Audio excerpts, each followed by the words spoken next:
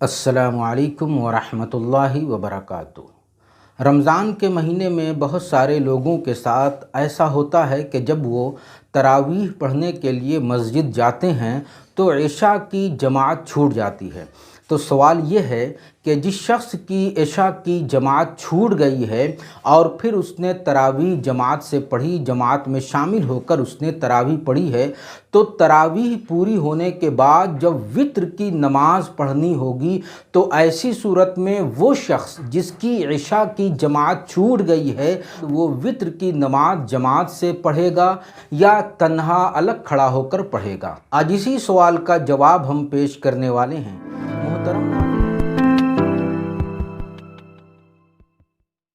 محترم ناظرین، میں ارشد جمال اشرفی اور آپ دیکھ رہے ہیں ہمارا چینل دینی پیغام۔ رمضان کے مہینے میں جس شخص کی عشاء کی جماعت چھوٹ گئی اور اس نے تراویح جماعت سے پڑھی، اب اس کے بعد وہ وتر کی نماز جماعت سے پڑھے گا یا تنہا الگ پڑھے گا؟ اس سلسلے میں رسول اللہ صلی اللہ تعالی علیہ وسلم کی حدیث میں اور صحابہ کرام رضوان اللہ تعالی علیہ مجمعین کے عمل سے کوئی وضاحت نہیں ملتی۔ بعد میں فقہائے کرام نے اس مسئلے میں اختلاف کیا ہے، اور اس مسئلے کا اختلاف اس بنیاد پر ہے کہ وتر کی جو جماعت ہے وہ عشاء کے تابع ہے یا تراویح کے تابع ہے۔ یعنی وتر کی نماز جو جماعت سے رمضان میں پڑھی جاتی ہے تو وہ وتر کی نماز عشاء کے ساتھ ہے یا وہ وتر کی نماز تراویح کے ساتھ ہے۔ اس سلسلے میں فقہا کی دو مختلف رائے ہے۔ بعض یہ کہتے ہیں کہ وتر کی وہ جماعت عشاء کی نماز کے تابع ہے، لہٰذا جس نے عشاء کی نماز جماعت سے پڑھی ہے تو وہ وتر کی نماز بھی جماعت سے پڑھے گا۔ لیکن اگر عشاء کی نماز جماعت سے اس نے نہیں پڑھی ہے تو وہ وتر کی نماز بھی جماعت سے نہ پڑھے بلکہ وہ تنہا پڑھے۔ بعض دوسرے فقہا کی رائے یہ ہے کہ وتر کی جماعت تراویح کے تابع ہے، لہٰذا جس شخص نے تراویح کی نماز جماعت سے پڑھی ہے، اگرچہ عشاء کی نماز اس نے جماعت سے نہیں پڑھی ہے، پھر بھی وہ وتر کی نماز جماعت سے پڑھے گا، کیونکہ وتر کی جماعت تراویح کے تابع ہے۔ تو جب تراویح کی نماز اس نے جماعت سے پڑھ لی ہے تو ایسی صورت میں وہ وتر کی نماز بھی جماعت سے پڑھ سکتا ہے۔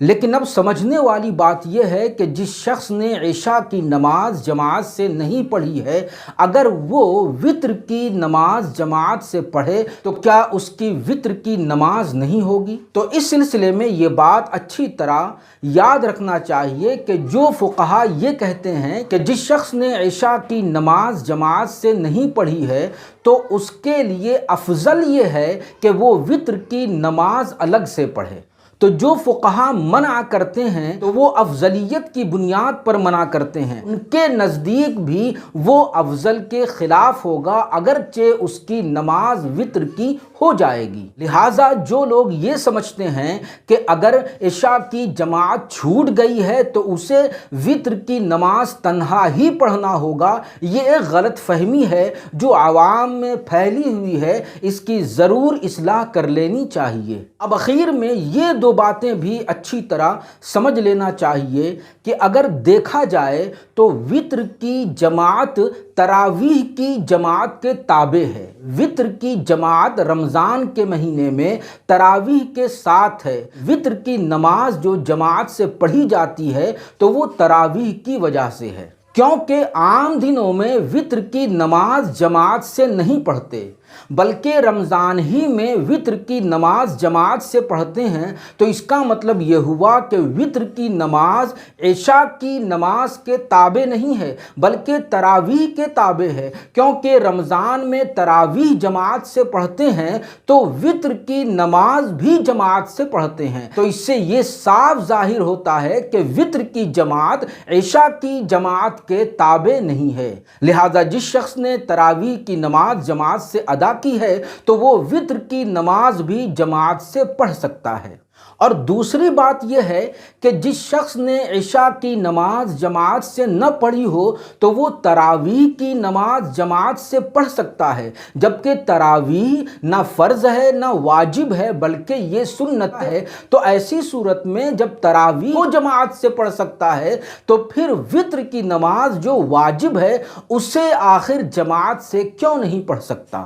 یہاں سوچنے والی بات یہ بھی ہے کہ سامنے وتر کی نماز جماعت سے ہو رہی ہے اور ایک شخص اسی وتر کی نماز کو جماعت میں شامل نہ ہو کر تنہا پڑھے تو یہ مناسب نہیں معلوم ہوتا۔ جب اسی نماز کو پڑھنا ہے تو آخر وہ کیوں جماعت میں شامل ہو کر نہیں پڑھ سکتا؟ امید ہے کہ اس پوری وضاحت سے آپ نے اس مسئلے کو اچھی طرح سمجھ لیا ہوگا، لہٰذا ثواب کی نیت سے اسے شیئر کرنا نہ بھولیں۔ والسلام علیکم ورحمۃ اللہ۔